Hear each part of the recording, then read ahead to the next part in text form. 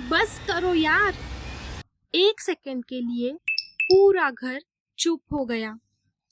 3 साल का बच्चा बस खड़ा था, हाथ कांप रहे थे, उसकी आंखों में डर था और फ्लोर पर गिरा हुआ था एक पानी का glass.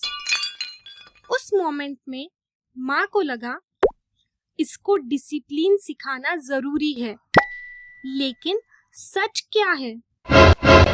This is not anger, no, it's trauma. क्योंकि कहानी उस ग्लास से शुरू नहीं हुई थी।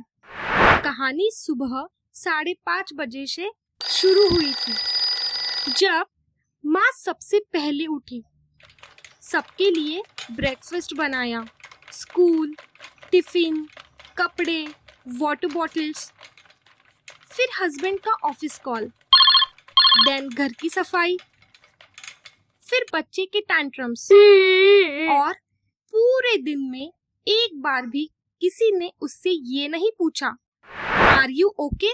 तुम ठीक हो? दिन भर वो सिर्फ सरवाइव कर रही थी और रात तक उसका नर्वस सिस्टम ऑलरेडी टूट चुका था। कभी नोटिस किया है, माँ को गुस्सा यूजुअली बड़ी बातों पर नहीं आता। No. गुस्सा आता है दूध गिरने पर, टॉयज फैलाने पर, बार बार मम्मा मम्मा सुनने पर, या जब कोई बस 2 मिनट शांति नहीं देता। और फिर गुस्सा करने के तुरंत बाद गिल्ट, मैं इतना क्यों चिल्लाती हूँ? मैं बुरी माँ तो नहीं? लेकिन साइकोलॉजी कहती है आप बुरी माँ नहीं हो। No. आपका ब्रेन एग्जॉस्टेड है। जब इंसान बहुत टाइम तक स्ट्रेस में रहता है तो ब्रेन सर्वाइवल मोड में चला जाता है और उस मोड में छोटी प्रॉब्लम्स भी ब्रेन को डेंजर लगती है। इसीलिए जब बच्चा पानी गिराता है, माँ का ब्रेन सिर्फ पानी नहीं देखता, ब्रेन बोलता है one more thing I can't handle. घर का मेंटल लोड इनविजिबल होता है, लेकिन वही स्लोली नर्वस सिस्टम को ओवरलोड करता है और फिर एक छोटी सी मिस्टेक इमोशनल एक्सप्लोजन बन जाती है। लेकिन बच्चा ये साइंस नहीं समझता, उसको सिर्फ इतना समझ आता है मम्मा मुझसे गुस्सा है, और धीरे धीरे वो लाउड होना बंद करता है, क्वेश्चंस पूछना बंद करता है, अपनी फीलिंग्स शेयर करना बंद करता है। आउटसाइड वो वेल बिहेव्ड लगता है, inside he is emotionally unsafe. और सबसे डेंजरस पार्ट, हर जनरेशन इसी को नॉर्मल पेरेंटिंग समझकर आगे पास कर देती है, लेकिन साइकिल यही ब्रेक हो सकती है।